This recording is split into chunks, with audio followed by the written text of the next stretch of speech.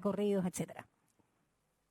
Bueno, voy a trabajar quizás más fácil, documental sonoro. Nosotros, ¿qué tenemos hoy día? Tenemos géneros de ficción y no ficción. Ya. La ficción sonora es lo que antiguamente uno llamaba ficción radiofónica o radioteatro más clásico. En cambio, el documental sonoro como género es un género de realidad, es principalmente no ficción a partir de historias reales.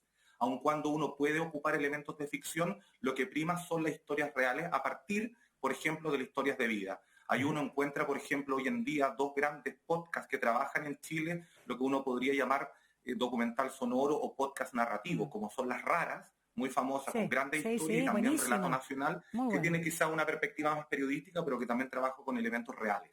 Esos son los dos grandes, los patrones, los padres y madres, digamos, digamos, de estos géneros. Y luego tenemos otro tipo de géneros que son bien interesantes. Uno que tiene que ver también con el enfoque social de la radio, que yo he trabajado desde toda mi trayectoria, que tiene que ver con el radioteatro comunitario, que apela a algo, lo que tú decías, Daniela, de que el radioteatro comunitario es lo bonito que tiene, que es un trabajo co-creativo, coparticipativo. Es decir, son las mismas comunidades las que se interesan por rescatar su historia, sus patrimonios, y finalmente lo que uno hace como creador es mediar para que eso pueda llevarse a un texto, a una grabación, y finalmente una historia que uno se la devuelva a la comunidad.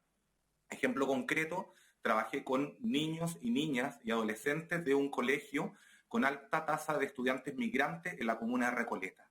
Y a partir de eso, de la convivencia escolar que era muy compleja, dije, bueno, era fin de año, ¿por qué no conocemos las tradiciones de Navidad que tienen otros niños y niñas y que quizás los chilenos y chilenas no conocemos porque somos menos religiosos o menos practicantes y muchas veces somos desconocedores o discriminadores de aquellos otros países que son con una tradición religiosa más fuerte? Y a partir de eso, les propuse una primera página de texto y comenzamos a crear la historia en conjunto y que luego grabamos. Se te ilumina la cara, Sí, del me cuenta con entusiasmo, emoción. sí, qué bonito. Es que es bonito los proyectos con la gente, hay muchas cosas que contar, siempre hay una historia que contar detrás y la gente yo creo que está muy motivada por rescatar su memoria y su patrimonio.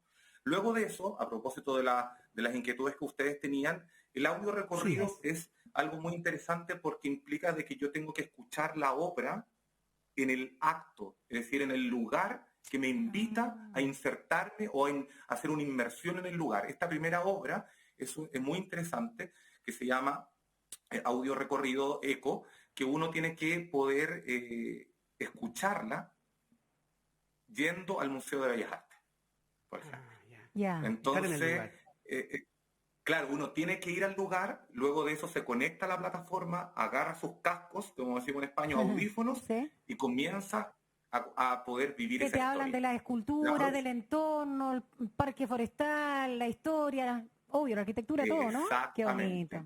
La que viene es súper interesante, que es el próximo mes, el estreno del próximo mes, que se llama Cascade, que es una obra para poder escuchar en un centro comercial o en un mall, en un shopping.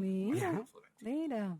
Entonces también tiene que ver de una u otra forma cómo el lugar, la historia, una escultura, un mall, me interpela a mí como auditor de esa historia, que por eso se llama audio recorrido. Buenísimo. Y el docuficción es la mezcla entre ficción y realidad.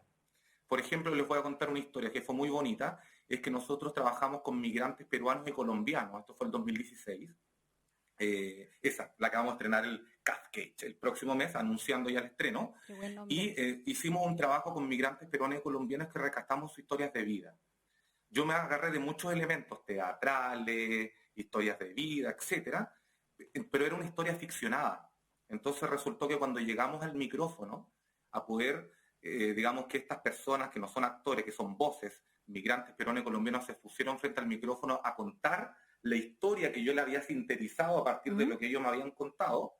Llegó un momento que fue muy, muy dramático, digamos, y a la vez muy hermoso, que justo salió, terminamos, era el ensayo, salió una persona migrante en ese momento y me dijo, ¿sabes qué, Raúl? Yo te quiero contar la verdad de mi historia. Y imagínense la verdad, dije, la verdad de mi historia. Wow. Revelador. Entonces me contó, bueno, él era colombiano, me contó toda una historia que había detrás de en torno a su familia relacionado al cultivo y la producción de la coca.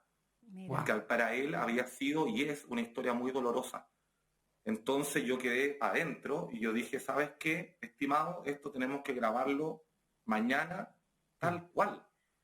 Entonces fue súper interesante porque un texto de ficción se basa en historias reales porque fueron ficcionadas y luego vuelve a la historia real para poder recoger el testimonio vivo de estas personas que sufren permanentemente discriminación, racismo, desarraigo y sobre todo también lo más doloroso muchas veces de que nunca pueden volver a su tierra por distintos elementos económicos, Político. laborales, porque armaron su familia en Chile, etc. Claro. Entonces, esas historias están rodeadas de todos esos elementos de ficción y de realidad.